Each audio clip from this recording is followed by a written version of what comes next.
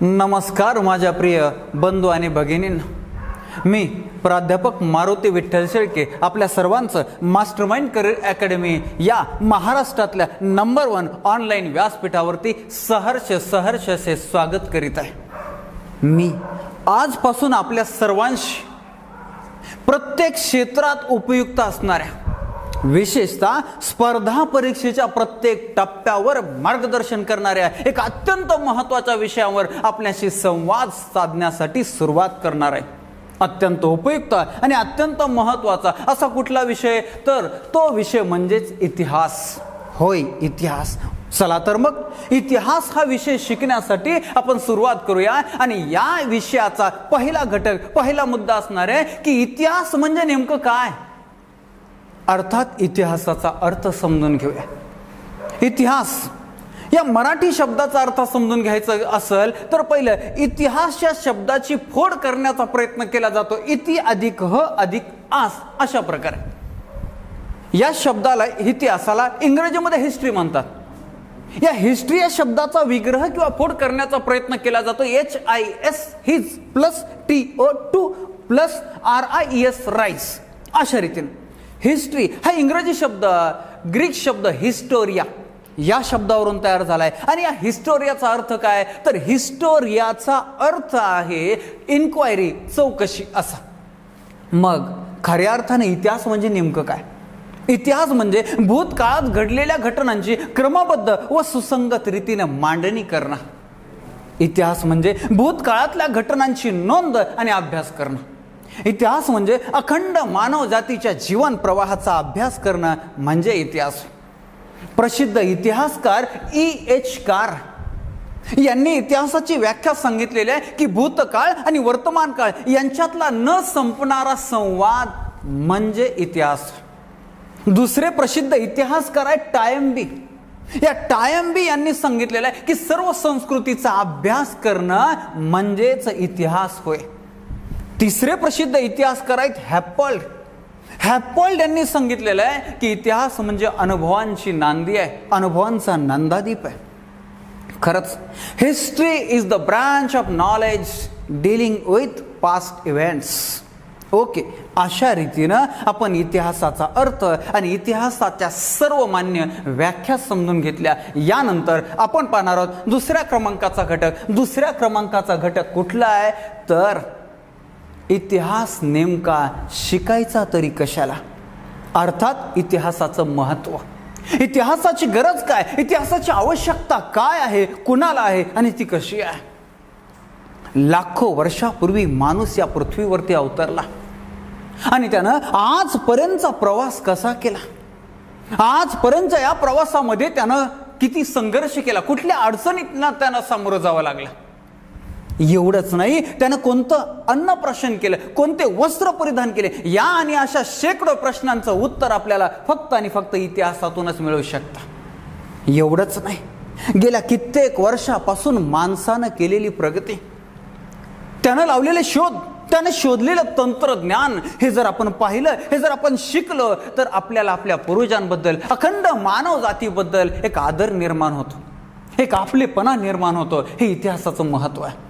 याचबरोबर इतिहासामध्ये अगोदरच्या माणसांनी केलेल्या चुका, त्या चुका टाळून प्रगती कसं करायचं या चुका आपल्याला शिकवतात। म्हणजेच इतिहास आपल्याला प्रगती कशी साधायची हे सुद्धा शिकवतो।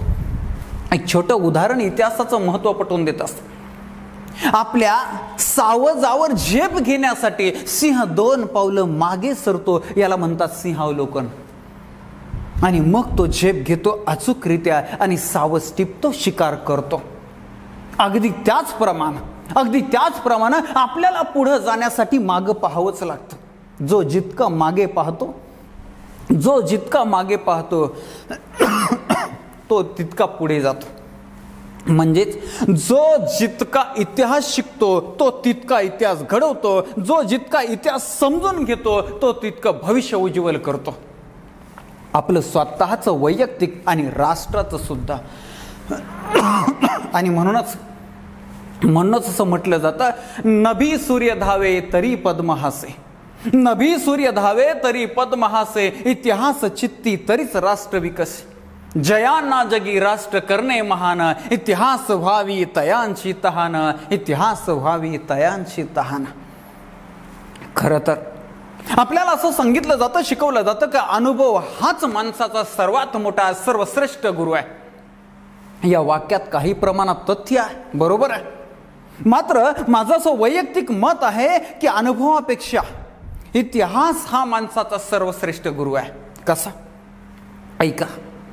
माणसाला एक विशिष्ट मर्यादित कालखंडाचं आयुष्य लाभलेलं आहे. या आयुष्यामध्ये ठराविकच कालखंड असा आहे की माणूस घेतलेल्या अनुभवाचा योग्य अर्थ लावू शकतो, घेतलेल्या अनुभवातून योग्य गोष्ट शिकू शकतो, संपूर्ण आयुष्यभरामध्ये नाही. म्हणजेच पुन्हा मर्यादा आली. मग एवढ्या मर्यादित कालखंडामध्ये आपण सर्वच क्षेत्रातील प्रत्येक घटकाचा अनुभव आपण घेऊ शकतो का? आणि घेतला तरी तो परवडणारा आहे का? अजिबात नाही, अजिबात नाही. मग शिकायचं कसं? शिकायचं दुसऱ्याच्या अनुभवातून.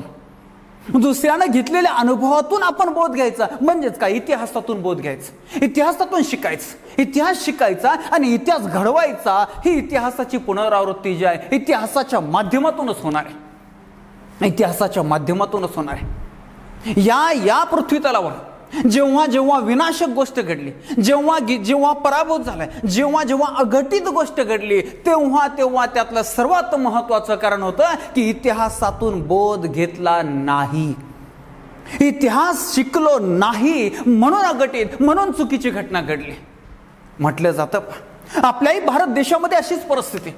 2 वर्षापूर्वी आलेला सातारा, सांगली, कोल्हापूर भागामध्ये आलेल्या महापुरातून आपण काय शिकलो, काय बोध घेतला आणि त्यातून काय प्रगती साधली, काय तरतूद केली, काय तजवीज केली पुरातून वाचण्यासाठी? काहीच नाही. म्हणजे इतिहास शिकलोच नाही आणि म्हणून पुन्हा चुकीच्या इतिहासाची, चुकीच्या घटनेची पुनरावृत्ती होती. म्हटलं जातं इतिहास तब तक दोहराता है जब तक हम उसे सीखते नहीं. इतिहास शिकावाच लागणार. या महाराष्ट्राच्या मातीत, आपल्या भारतातील अत्यंत वैभव संपन्न विजयनगरच्या साम्राज्याचा अखेर कसा झाला, का झाला? शक्तिशाली यादव साम्राज्य मांडलिक कसं बनलं, या आणि अशा अनेक प्रकारचा इतिहास शिकलाय कोण? या महाराष्ट्रात परकीय सत्तांकडे नोकरी करणाऱ्या एका जहागीरदाराचा मुलगा इतिहास समजून घेतलाय. आणि एक दिवस हाच मुलगा, ज्याचे वडील परकीय सत्तेकडे नोकरी करत होते, जहागीरदार होते, हाच मुलगा हिंदवी स्वराज्य संस्थापक, मराठा साम्राज्याचे संस्थापक छत्रपती शिवाजी महाराज म्हणून विश्ववंदनीय झालाय. इतिहास घडवला गेला. आणि म्हटलं जातं ना, म्हणूनच म्हटलं जातंय अरे इतिहास घडवणारी माणसं कधी इतिहास विसरू शकत नाही आणि इतिहास विसरणारी माणसं इतिहास कधी घडवू शकत नाही. आणि हा एक इतिहास आहे, लक्षात असतो, हा एक इतिहास आहे, हे सुद्धा विसरायचं नाही. तुम्ही म्हणाल मग कुठल्या क्षेत्रामध्ये इतिहास शिकावा लागतो? प्रत्येक क्षेत्रामध्ये. अगदी आपण वेगळं क्षेत्र नेऊ, नव उद्योजकांना उद्योजक जगतेचा इतिहास शिकावाच लागतो. काही वर्षापूर्वी आपल्या पृथ्वी तलावर या उद्योग जगतामध्ये कॉडॅक सारखी कंपनी असेल, नोकिया सारखी कंपनी, दिग्गज कंपनी असेल, बदलाची मानसिकता ठेवली नाही, काळाची पावलं ओळखले नाही, नामशेष झाले, शेवट झाले. हा इतिहास शिकला तर चुका टाळता येणार आहेत आणि उद्योग जगतामध्ये सुद्धा प्रगती करता येणार आहे, यशाचा इतिहास घडवता येणार आहे. अगदी असंच स्पर्धा परीक्षा क्षेत्रामध्ये सुद्धा. स्पर्धा परीक्षा क्षेत्रामध्ये आपण अगदी MPSC मधली राज्यसेवेची जर परीक्षा पाहायची म्हटलं, राज्यसेवेला पूर्व परीक्षा असते, 200 मार्काचे 2 पेपर असतो. एक पेपर असतो CSATचा आणि दुसरा पेपर असतो GSचा. या GSच्या पेपरमध्ये सर्वात जास्त महत्व असतं इतिहासालाच. पूर्व परीक्षा झाली, पूर्व परीक्षेच्या मेरिटमध्ये बसले, मेरिट केलं आणि तुम्ही मुख्यला गेले तर इथं मुख्यमध्ये GSचे 4 पेपर असतात 150 मार्काचे. यातला GSचा पेपर फर्स्ट 150 मार्कांचा इतिहास, भूगोल आणि कृषी या विषयावर असतो आणि यामध्ये सुद्धा इतिहास सर्वात महत्वाचा असतो.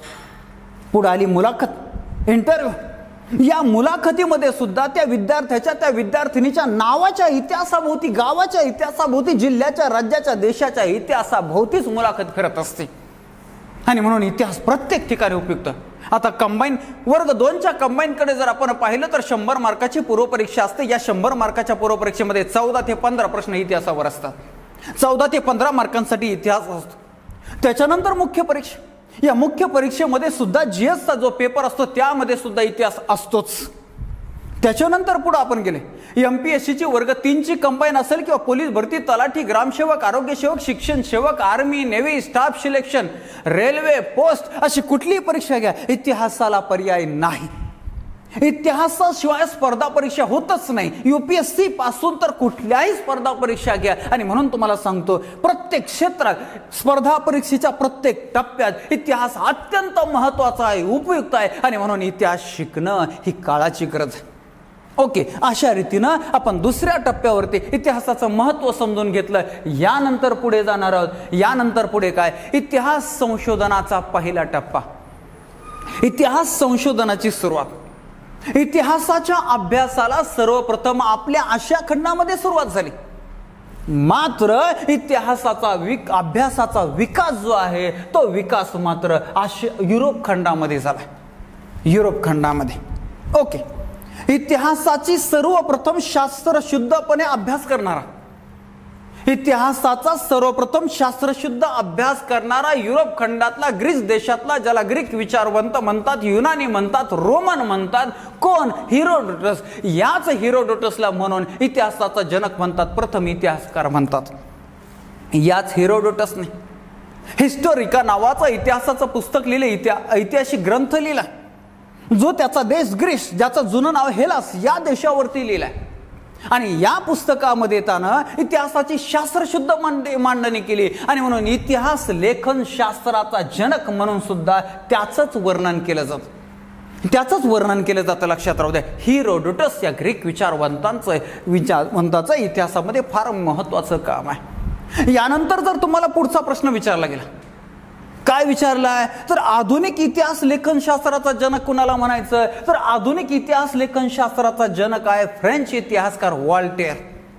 याच्यानंतर जर पुढे प्रश्न आला, भारतीय आधुनिक इतिहासाचा जनक कोणाला म्हणायचं, इतिहास लेखनशास्त्राचा जनक कोणाला म्हणायचं, तर भारतीय आधुनिक इतिहास लेखनशास्त्राचा जनक राजाराम मोहन राय यांना म्हणतात. यांना आधुनिक भारताचे जनक, आधुनिक भारताचा निर्माता असे म्हणतात. पण जर प्रश्न आला, भारतीय शास्त्रोक्त इतिहासाचे जनक कोणाला म्हणायचं, तर भारतीय शास्त्रोक्त इतिहासाचे जनक म्हणजेच दामोदर धर्मानंद कोसंबी हे होय. झालं. इतिहासाच्या संशोधनाच्या पहिल्या टप्प्यामध्ये हिरोडोटस, वॉल्टेयर, राजाराम मोहन रॉय आणि दामोदर धर्मानंद कोसंबी यांचं महत्वाचं स्थान आहे. म्हणून हा संशोधनाचा पहिला टप्पा आपण पाहिला. याच्यानंतर पुढचा टप्पा, इतिहास शिकण्यासाठी काही बेसिक संकल्पना आहेत आणि त्या बेसिक संकल्पना जर तुम्ही समजून घेतल्या नाही तर तुमचा इतिहास पक्का होऊ शकत नाही. काय आहेत बेसिक संकल्पना? त्यातली पहिली संकल्पना आहे कालगणना. भूतकाळामध्ये घडलेल्या घटनांचा एक सहसंबंध असतो, परस्पर संबंध असतो.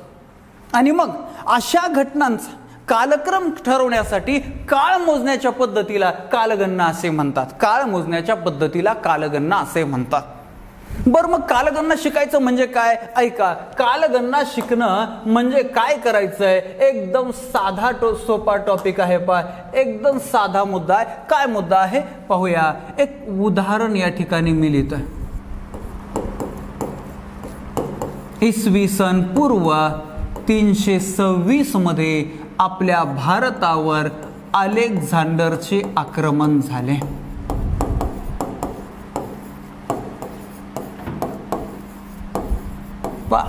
झालं. इसवी सन पूर्व 326 मध्ये आपल्या भारतावर अलेक्झांडरचं आक्रमण झालंय.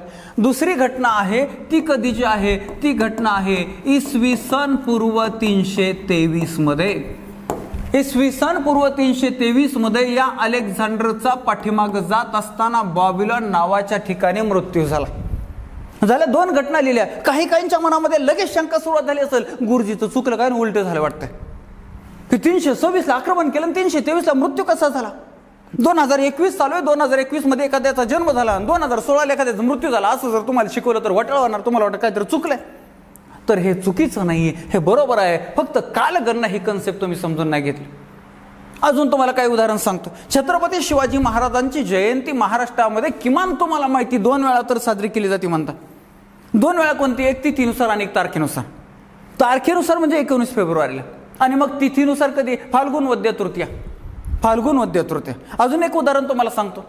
दरवर्षी दिवाळीचा सण एकाच तारखेला येतो का? अजिबात नाही. पण तिथीला त्याच तिथीला येतो, अमावस्येलाच येणं.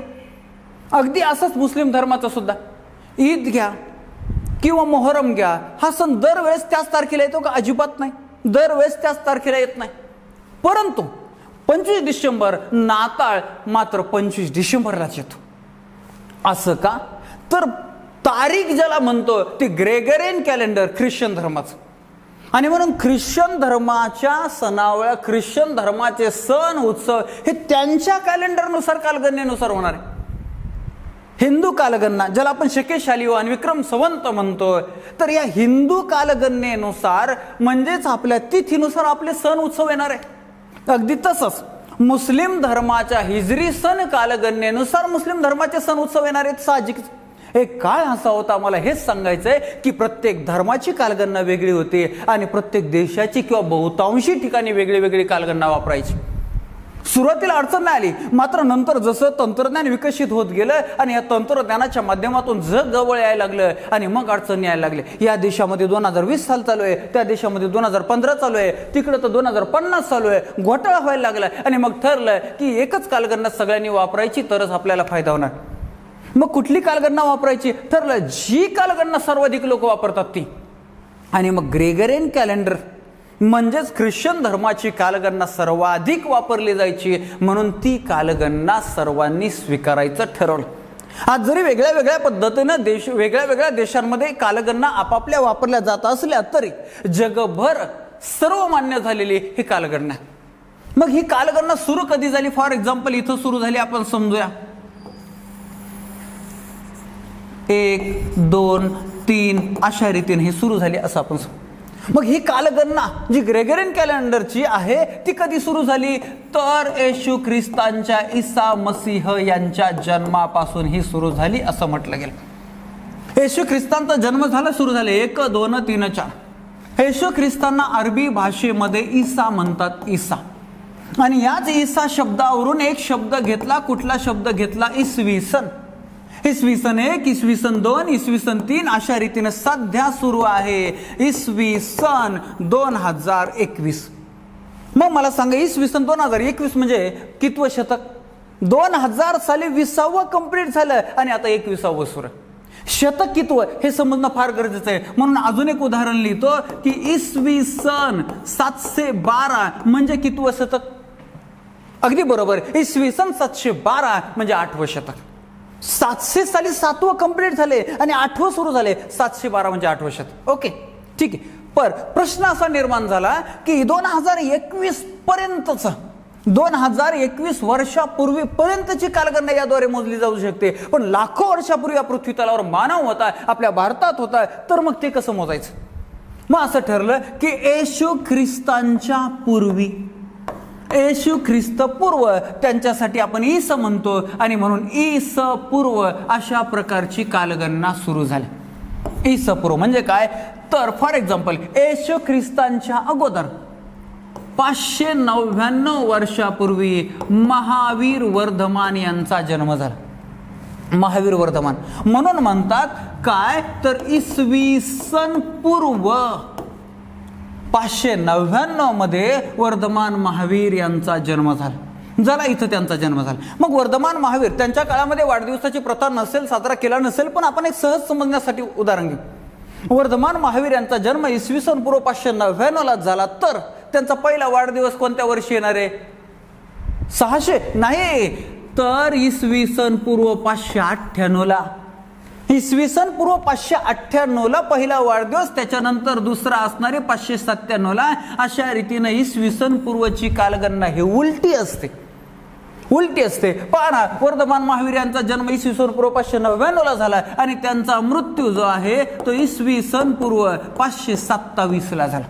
उलटी कालगणना, अगदी सेम तसंच इथं इसवी सन पूर्व 326 मध्ये अलेक्झांडरने भारतावर आक्रमण केलं आणि 3 वर्षानंतर म्हणजे इसवी सन पूर्व 323 मध्ये सिकंदरचा पाठीमागे जात असताना बाबिलोन या ठिकाणी मृत्यू झाला. कालगणना नावाची संकल्पना आणि त्याचा आपण अर्थ समजून घेतला. आता ही कालगणना नावाची संकल्पना शिकत असताना तुम्हाला अजून एक गोष्ट शिकायची. कुठली गोष्ट शिकायची? तर कालगणना नावाचे टॉपिक शिकत असताना पहा, एक अत्यंत महत्त्वाचा छोटा टॉपिक आहे. विविध महोत्सव आहेत, त्या महोत्सवासंदर्भात. म्हणजे काय, फॉर एक्झाम्पल एखाद्या संस्थेची स्थापना झालेली आहे 1800 साली, आपण असं समजू 1800 साली, आणि मग परीक्षेला प्रश्न की या संस्थेचा पहिला वाढदिवस, संस्थेच्या वाढदिवसाला काय म्हणतात, अगदी बरोबर आहे, पहिला वर्धापन दिन. मग या संस्थेचा पहिला वर्धापन दिन कधी साजरा होणार, तर साहजिकच आहे 1801 ला साजरा होणार. मग या संस्थेचा 25वा वर्धापन दिन कधी साजरा होणार आहे, 1825 ला होणार आहे. आणि कुठल्याही संस्थेच्या 25व्या वर्धापन दिनाला काय म्हणतात, रौप्य महोत्सव म्हणतात. रौप्य महोत्सव, रौप्य म्हणजे चांदी, सिल्वर जुबली. चला, याच्यानंतर या संस्थेचा 50वा वर्धापन दिन कधी असणार आहे, या संस्थेचा 50वा वर्धापन 1850 ला असणार आहे, आणि त्याला म्हणायचं सुवर्ण महोत्सव. सुवर्ण महोत्सव. चला, सुवर्ण महोत्सव, सुवर्ण म्हणजे सोने, गोल्डन जुबली. यानंतर या संस्थेचा 60वा वर्धापन दिन, 60वा वर्धापन दिन 1860 ला असणारे, त्याला म्हणतात हीरक महोत्सव. हीरक महोत्सव म्हणजेच डायमंड जुबली, डायमंड जुबली. यानंतर या संस्थेचा 75वा वर्धापन दिन असणारे 1875 ला, आणि याला काय म्हणायचं, याला म्हणायचं अमृत महोत्सव. अमृत महोत्सव. ओके. यानंतर या संस्थेचा 80वा वर्धापन दिन, 80वा वर्धापन दिन कधी असणारे, 1880 ला असणारे, आणि याला काय म्हणतात, याला म्हणतात सहस्र चंद्र दर्शन. सहस्र चंद्र दर्शन महोत्सव असे म्हणतात, सहस्र चंद्र दर्शन महोत्सव. ओके. मग पुढे जर गेलो आपण, 100वा वर्धापन दिन, 100व्या वर्धापन दिनाला काय म्हणायचं, तर शताब्दी असे म्हणायचे, शताब्दी. एवढ्या माहितीच्या आधारावर अजून प्रश्न विचारले जातील, या संस्थेची रौप्य, शतकोत्तर रौप्य महोत्सव कधी येणार. शतकोत्तर रौप्य म्हणजे शतक आहे, रौप्य आहे 100 अधिक 25, 125 वर्षाने, म्हणजे 1925. या संस्थेच शतकोत्तर सुवर्ण महोत्सव कधी येणार, 150 वर्षांनी. शतकोत्तर सुवर्ण म्हणजे शतक आणि सुवर्ण 150 वर्षांनी, म्हणजे 1950. मग द्विशताब्दी कधी येणार आहे, द्विशताब्दी येणार 2000 साली.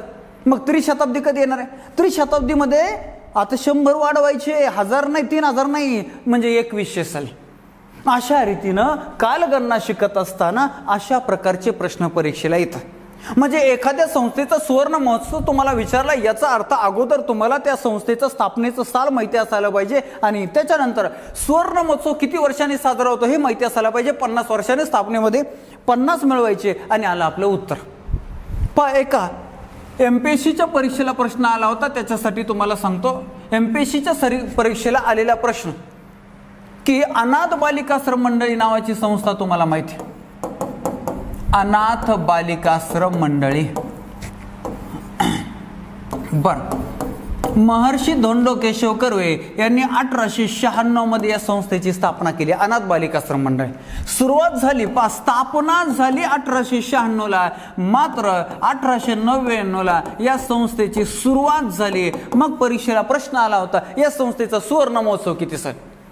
आता सुवर्ण महोत्सव काय निकाय केलं, याच्यामध्ये 50 मिळवले. मुलगा रांगायला लागल्यावर बर्थडे सुरू होतोय का जन्मानंतर, जन्मापासून, म्हणजे याच्यामध्येच 50 मिळवायचे होते, आणि म्हणून आपलं उत्तर येणार होतं 1946 ला. अजून एक प्रश्न आला होता, अनाथ बालिकाश्रम मंडळीचा सुवर्ण महोत्सव 1946 साली साजरा झाला, आणि या दिवशी या संस्थेचं नाव ठेवलं हिंगणे स्त्री शिक्षण संस्था. आणि मग प्रश्न पुन्हा आला होता, हिंगणे स्त्री शिक्षण संस्थेचा सुवर्ण महोत्सव केव्हा साजरा झाला. काही जणांनी 1946 मध्ये 50 मिळवले, 1996 उत्तर दिलं अजिबात नाही, फक्त नाव बदललंय. नाव बदलल्यानंतर कुठं आपण वाढदिवस चेंज करतो का? काही जणांच्या लग्नानंतर नाव बदलतात, लाडाने एकमेकांचे नाव ठेवतात, पण वाढदिवसाची तारीख बदलते का? अजिबात नाही. तशी स्थापनेची जन्माची तारीख 1896, म्हणून हिंगणे स्त्री शिक्षण संस्थेचा सुवर्ण महोत्सव सुद्धा हा 1946 लाच असणार आहे. अशा रीतीनं कालगणना. बर, कालगणना नावाचा टॉपिक पाहिल्यानंतर तुम्हाला अजून एक छोटीशी संकल्पना सांगायची, ते म्हणजे वृत्तपत्रासंदर्भात एक प्रश्न परीक्षेला आला होता, आणि तो आपल्याला पाहिजे. प्रश्न काय होता, 4 पर्याय होते बघा, एकदम साधे सोपे. एक पर्याय होता दैनिक, दुसरा पर्याय होता साप्ताहिक, तिसरा पर्याय होता पाक्षिक आणि चौथा पर्याय होता मासिक. आपण याच्यामध्ये अजून पर्याय वाढू शकतो, त्रैमासिक लिहू, वार्षिक लिहू, अशा प्रकारचे पर्याय आहेत. आणि परीक्षेला प्रश्न काय आला, खालीलपैकी वृत्तपत्र ओळखा. आता वृत्तपत्र ओळखा म्हटल्यानंतर सगळ्यांनी खून केलीस दैनिक आणि झाला घोटाळा. का बरं? वृत्तपत्र म्हणजे काय? बातमी देणारे, वृत्त देणारे पत्र ते. मग हे सर्व वृत्तपत्रच आहे. फक्त जे दररोज प्रकाशित होतं त्याला दैनिक म्हणतात, जे आठवड्याला प्रकाशित होते त्याला साप्ताहिक म्हणतात, जे 15 दिवसाला प्रकाशित होतं त्याला पाक्षिक म्हणतात, जे महिन्याला प्रकाशित होतं त्याला मासिक म्हणतात आणि जे 3 महिन्याला प्रकाशित होतं त्याला त्रैमासिक म्हणतात. असे सर्व वृत्तपत्रे. हे एक बेसिक संकल्पना आपली क्लिअर झाली. कालगणनेबरोबरच वृत्तपत्रा संदर्भाची ही संकल्पना आपली क्लिअर झाल्यानंतर आपल्याला इतिहासाच्या या बेसिक लेक्चरमध्ये शेवटचा आणि अत्यंत छोटासा मात्र फार महत्त्वाचा असा टॉपिक पाहायचा आहे. आणि तो महत्त्वाचा टॉपिक जो आहे, तो महत्त्वाचा टॉपिक कुठला आहे, तर तो टॉपिक म्हणजे ऐतिहासिक साधने. कुठल्याही देशाचा इतिहास लिहिण्यासाठी उपयुक्त असणाऱ्या साधनांना, उपयुक्त पडणाऱ्या साधनांना आपण ऐतिहासिक साधने किंवा इतिहासाची साधने असे म्हणतो. इतिहास हा विश्वसनीय पुराव्यांवर आधारित असतो आणि अशा पुराव्यांनाच इतिहासाची साधने, ऐतिहासिक साधने असे आपण म्हणतो. मग संशोधकांनी या ऐतिहासिक साधनांचे 2 प्रमुख प्रकार पाडलेले, एक लिखित साधने, दुसरा अलिखित साधने. लिखित साधने, अलिखित साधने. लिखित म्हणजे काय? जे जे लिहून ठेवलेले आहेत, लिहिलेले लिखित साधने म्हटले जाणार आहे. मग त्याच्यामध्ये अनेक आहेत. हे इथं ताम्रपट आपल्याला दिसतंय, लिखित साधनाचं एक उदाहरण आहे. त्याचबरोबर पत्रव्यवहार असेल, परदेशी व्यक्तींच्या नोंदी असतील, वृत्तपत्रे, चरित्रे, पुस्तके, आत्मचरित्र, फॅक्टरी रेकॉर्ड्स, नियतकालिके, हे सगळे लिखित साधने. परीक्षेला असाही प्रश्न विचारला जाऊ शकतो, खालीलपैकी कोणतं लिखित साधन आहे, खालीलपैकी कोणतं लिखित साधन आहे असं. आता आपण या ऐतिहासिक साधनाचा दुसरा प्रकार पाहू, अलिखित साधना. म्हणजे लिहिण्याच्या पलीकडे वेगळ्या जे ऐतिहासिक इतिहासाची साधनं जे आहेत ते अलिखित साधन आहेत. या अलिखित साधनाचे 2 प्रकार पाडले जातात, एक भौतिक साधन आहे, दुसरं मौखिक साधन आहे. भौतिक आणि मौखिक. या भौतिक साधनामध्ये मग विविध प्रकारचे इमारती आहेत, राजवाडे आहेत, रस्ते, पूल, पुतळे, लेण्या, नाणी, स्मारके, तुरुंग, हे सर्व भौतिक साधन आहे. याच्यानंतर मौखिक साधन, नावावरूनच आपल्या लक्षात येतंय की स्फूर्तगीत, लोकगीत, पोवाडे, लोककथा, प्रसंग वर्णने, मुलाखती, कलापथके, मेळे, जलसे, ओव्या, स्फूर्तगीते, हे सर्व मौखिक साधने आहेत. मौखिक साधन आहे. अशा रीतीनं इतिहासाच्या बेसिक पहिल्या टप्प्यामध्ये ऐतिहासिक साधने हा छोटासा पण महत्त्वाचा टॉपिक सुद्धा आपला संपला. अशा रीतीनं आजच्या या इतिहासाच्या पहिल्या लेक्चरमध्ये आपण इतिहासाचा अर्थ, इतिहासाचे महत्त्व, इतिहास संशोधनातला पहिला टप्पा, कालगणना, वृत्तपत्रांसारख्या बेसिक संकल्पना आणि ऐतिहासिक साधने असे 5 प्रमुख टॉपिक पाहिलेले आहेत. असा हा शिकण्याचा, संवादाचा प्रवास आपला अखंड सुरू राहणार आहे. मात्र आज या लेक्चरमध्ये इथंच थांबूया. पुन्हा भेटू पुढच्या भागामध्ये. धन्यवाद.